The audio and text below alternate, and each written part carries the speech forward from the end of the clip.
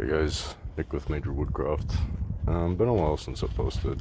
Today's tutorial is pretty simple, but it's just something that a lot of people kind of fumble with. Gonna do a post repair. So this fence post is obviously needing to get swapped out. I've seen a lot of people basically excavate their whole backyard, remove all the panels, and just make it way more complicated than it needs to be. So I want to save you some of that headache. I mean, if you're a homeowner and you just got one to do, it's probably not a big deal.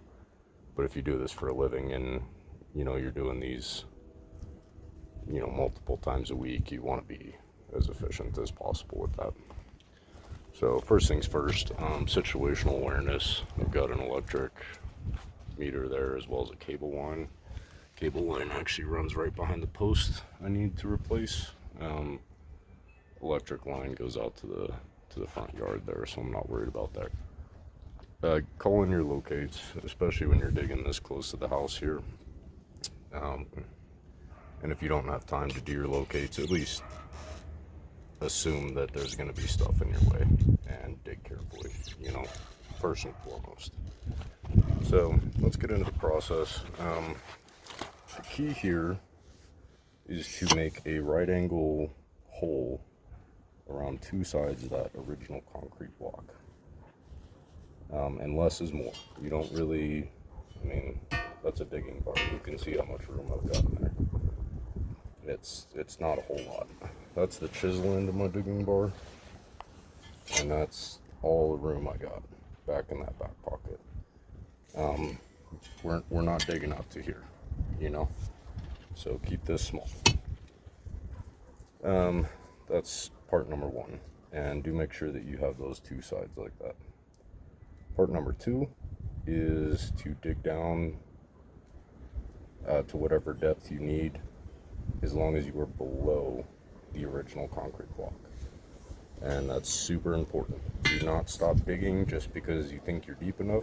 Continue digging until you find the bottom of the original block.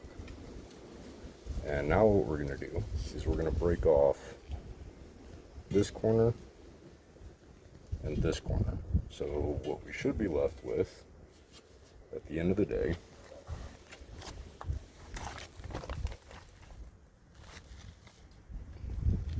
there's my block of concrete. What we want to be left with is this little pizza wedge right there. Right? And the advantage with this is that no matter what my new post, even if it's a different dimension, like let's say I'm coming back in with a 6x6, it still fits in that same corner. And there's a couple advantages to this. Number one, I don't need to dig on the neighbor's side, right? They've got dogs. I talked to them earlier and they said, hey, don't let our dogs out, don't take the fence down. I don't need to, and I don't even need to dig over there. I can keep what's left behind that post on their side. I can keep that as a reference point so that my new post lines up in line with that, if that makes sense. That's advantage number one. Advantage number two is that I don't need to take off my panels. These are all still intact. After I break off that concrete, I'll take a Sawzall with a metal blade, slide right through those, cut those nails off, drop my new post in, concrete it, and then screw it back from the other side. So when you're breaking this, less is more. You don't need to wail on it. Let me see, I'm going to try and do this one-handed actually. You don't need to wail on it. You just got to be accurate and hit the exact same spot. You don't got to go super hard, but just be consistent.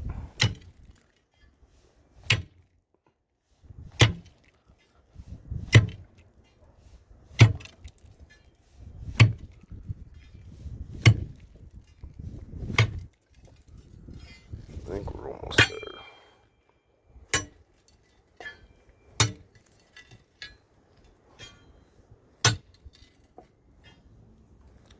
I think we got it.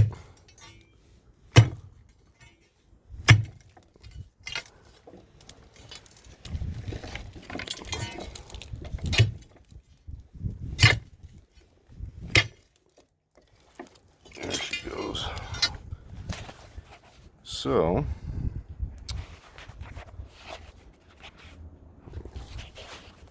see if I can set this up somewhere here.